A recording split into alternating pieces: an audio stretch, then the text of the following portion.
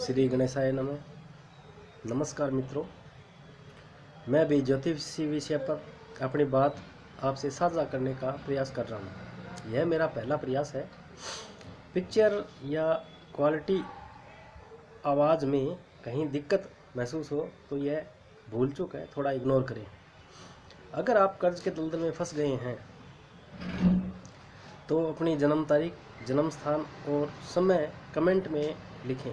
आवश्यकता अनुसार उपाय साझा किया जाएगा। कर्ज का पहाड़ को लेकर कई लोग जीवन भर संघर्ष करते हैं।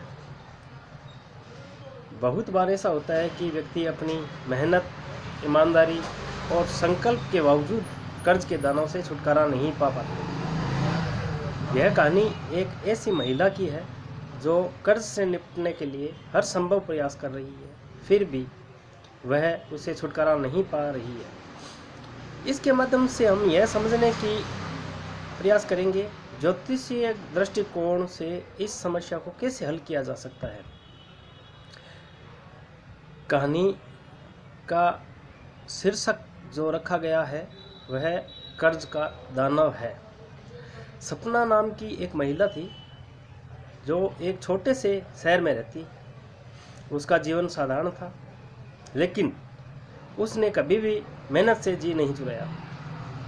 उसने कॉलेज से ग्रेजुएशन किया और अब छोटा सा व्यापार चलाती। शुरू में उसका व्यापार काफ़ी ठीक ठाक चल रहा था, लेकिन कुछ समय बाद आर्थिक संकट घेर आए। व्यापार में घाटा होने लगा, खर्च बढ़ने लगा और उसे कर्ज लेना पड़ रहा था। पहले तो लगा कि समय के साथ साथ परिस्थितियाँ सुधर जाएगी, लेकिन दिन ब दिन कर्ज का बोझ बढ़ता ही गया। वह हर दिन कड़ी मेहनत करती, लेकिन फिर भी कर्ज का भुगतान नहीं कर पा रही थी।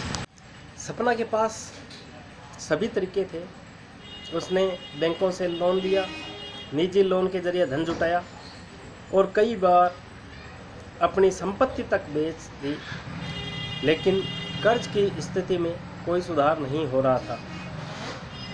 वह जब भी कर्ज चुकता करने की कोशिश करती, उसका व्यापार घाटा फिर बढ़ जाता। वह बहुत उदास रहने लगी और आत्मविश्वास भी खोने लगी। उसे समझ ही नहीं आ रहा था कि उसकी मेहनत, ईमानदारी और समर्पण के बावजूद कर्ज का यह दानव उसका पीछा क्यों नहीं छोड़ रहा है। ज्योतिषीय दृष्टिकोण और उसका समाधान। एक दिन सपना ने अपनी समस्या का समाधान खोजने के लिए एक ज्योतिषी से संपर्क किया। ज्योतिषी ने सपना की कुंडली को ध्यान से देखा और उसके जन्म समय की ग्रह स्थिति का विश्लेषण किया। उन्होंने बताया कि कर्ज की समस्या ज्योतिषीय दृष्टिकोण से भी स्पष्ट हो रही है। सपना की कुंडली में कुछ खास ग्रह स्थितियां थी जो उसे आर्थिक संकट में डाल रही थी। सपना की कुंडली में शनि ग्रह की स्थिति काफ़ी कमज़ोर थी, जो उसे संघर्ष और दैवीय कष्ट दे रहे थे। शनि आर्थिक नुकसान और देरी के साथ जुड़े होते हैं। जब शनि दुर्बल हो तो व्यक्ति को बिना किसी स्पष्ट कारण के आर्थिक समस्याओं का सामना करना पड़ता है। राहु और केतु की स्थिति भी इसी तरह रहती है। सपना की कुंडली में राहु और केतु की स्थिति अशुभ थी, जो उसे कर्ज के जाल में फंसाने के लिए प्रेरित कर रही थी। राहु का प्रभाव व्यक्ति को सही फैसले लेने में हमेशा कठिनाई उत्पन्न करता है। साथ ही केतु की स्थिति अनिश्चितताओं से भरी होती है। दूसरे और 8वें घर का प्रभाव कुंडली में आर्थिक मामलों से जुड़ा रहता है। सपना के दूसरे घर में कमज़ोर ग्रह बैठे थे, जबकि 8वें घर में ग्रहों का अशुभ प्रभाव था जो उसे कर्ज में डाले हुए थे। इस स्थिति से व्यक्ति को पैसों की कमी और कठिनाइयां बनी रहती है। ज्योतिष ने सपना को कुछ खास उपाय सुझाए जिन्हें अपनाकर वह कर्ज के जाल से बाहर निकल सकती थी। ये उपाय न केवल उसकी आर्थिक स्थिति को सुधार करने में मदद करेंगे, बल्कि मानसिक शांति भी देंगे। शनि की पूजा सबसे पहले ज्योतिष ने सपना को शनिदेव की पूजा करने की सलाह दी। उन्होंने कहा कि शनि की पूजा और व्रत से जीवन में कष्ट कम होते हैं और आर्थिक संकट का समाधान मिल सकता है। शनि की पूजा में लोहे की वस्तुएं दान करना, काले तिल और सरसों का तेल का उपयोग करना और हर शनिवार के दिन व्रत रखना महत्वपूर्ण होता है। राहु और केतु की शांति के उपाय भी करने चाहिए। ज्योतिष ने सपना को हनुमान जी की पूजा करने का सुझाव भी दिया। हनुमान जी की उपासना से राहु और केतु के अशुभ प्रभाव को कम किया जा सकता है। साथ ही हनुमान चालीसा का जाप करने से जीवन में आने वाली समस्याएं दूर होती है। कर्ज चुकाने के लिए विशेष रूप से शनिवार का व्रत ठीक रहता है। किसी गरीब को काले तिल या सरसों का तेल दान करना कर्ज चुकाने में मदद करता है। यह व्रत विशेष रूप से शनिवार को करना चाहिए क्योंकि यह दिन शनिदेव से जुड़ा रहता है। सपना को यह भी बताया गया कि उसे अपनी आर्थिक स्थिति में सुधार के लिए अपने खर्चों पर कड़ी निगरानी रखनी चाहिए।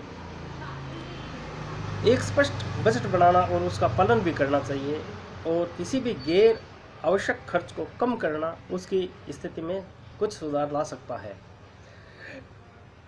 ज्योतिष ने यह भी बताया कि किसी भी ग्रह के अशुभ प्रभाव से बचने के उसकी दिशा और स्थिति का सही समय पर इलाज जरूरी होता है।